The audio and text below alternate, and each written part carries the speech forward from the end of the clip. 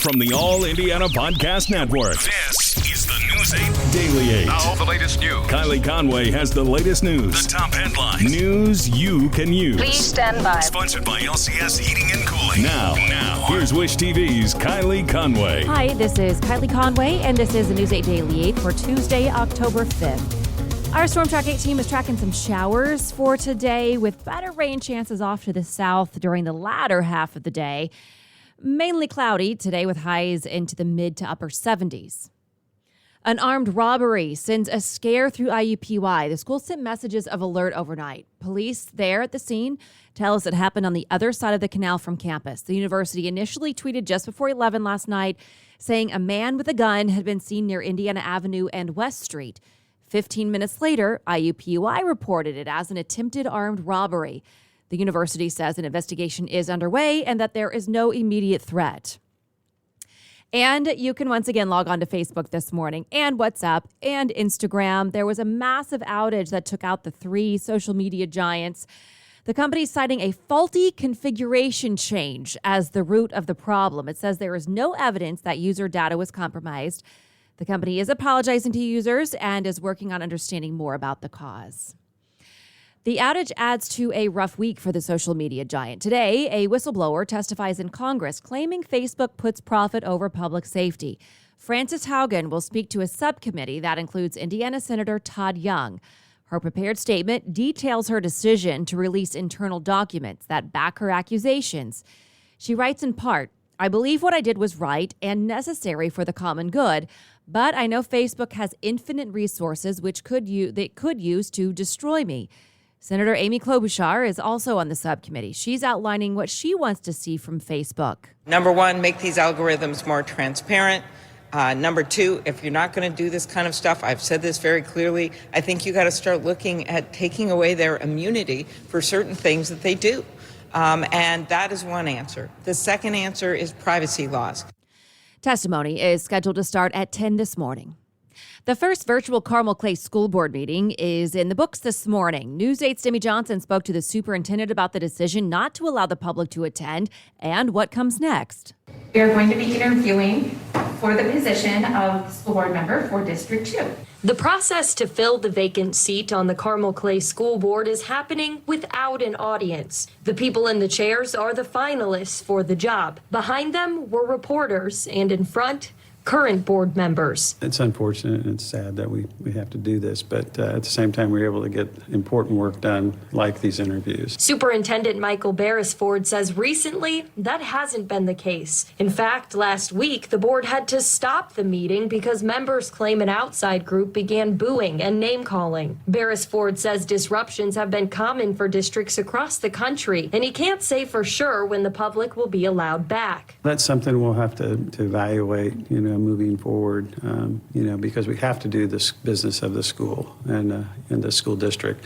And the board has legal requirements that they have to fulfill. Parent Mitchell Thomas sees his point. If you can't do the business of what you're there to do, then you have to set some guidance in place. His kids are in a different school system in Carmel, but he's heard about the meetings. He says while he sympathizes with the district, he agrees with parents who think the move was too extreme. I think that we should always have representation, and we should always be able to speak our minds. If that is being shut off, I think that is a problem. The board is defending its decision. We were not allowed to talk to any members, and the district defaulted to its statement from last week. It was a message consisting of several paragraphs, one of which said at the last meeting there were 4 instances for public comment in the agenda, but parents were interruptive throughout the proceedings. It's just sad, and I hope we can get back to the way we were, where we're working together, to make sure our kids have a good quality education. I'm Demi Johnson for Wish TV, wishtv.com, and follow us on Facebook. Dr. Francis Collins is planning to step down as director of the National Institutes of Health. That's according to reports in the Washington Post and Politico. Both articles say that Collins plans to return to his previous job as the director of the National Human Genome Research Institute. This morning, there's no word on who would fill Collins' role at the NIH.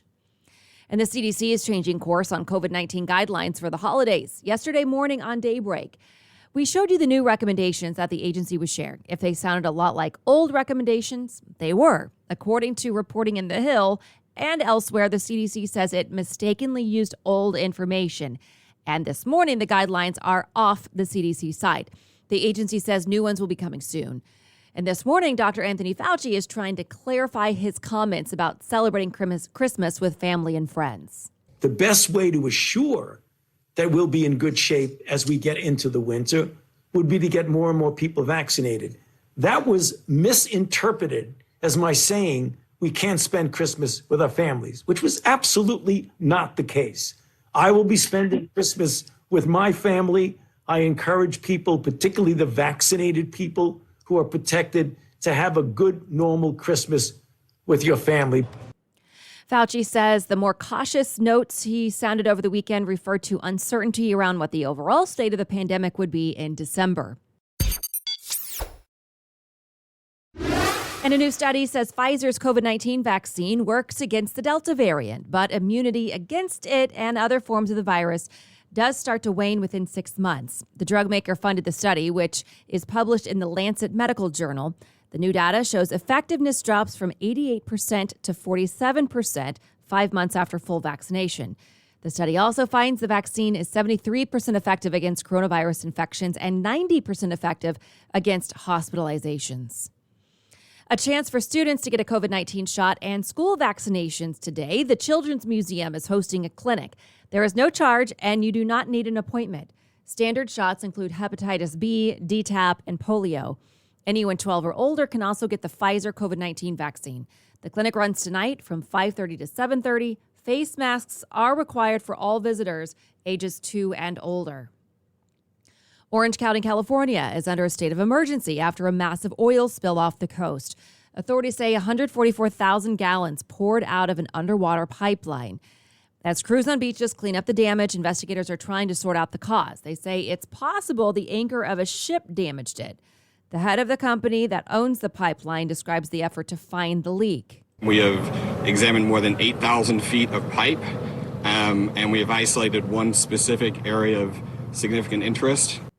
State leaders now say a caller first reported the problem Friday night. Officials with the energy company and the Coast Guard say they didn't find out until Saturday. President Biden is hitting the road. During today's trip to Michigan, the president will promote the bipartisan infrastructure plan and his proposed spending bill. Lawmakers on Capitol Hill this morning are debating how to handle the debt ceiling. According to the Treasury Secretary, they have until October 18th to either raise the amount the government can borrow or shut down. Republicans say that Democrats should handle the lack of funding on their own. Democrats think the issue should be handled by both parties. President Biden believes that Republicans who are refusing to vote with Democrats to increase the debt ceiling are being reckless. Republicans in Congress raised the debt 3 times when Donald Trump was president, but now they won't raise it. There's nothing to do with any new spending being considered. There's nothing to do with my plan for infrastructure or building back better. Senate Minority Leader Mitch McConnell sent a letter to President Biden. In it, he writes that Democrats in the Senate will need to use the reconciliation process to pass the spending limit without Republican support. He adds, "Your lieutenants in Congress must understand that you do not want your unified Democratic government to sleepwalk toward an avoidable catastrophe when they have had nearly 3 months' notice to do their job."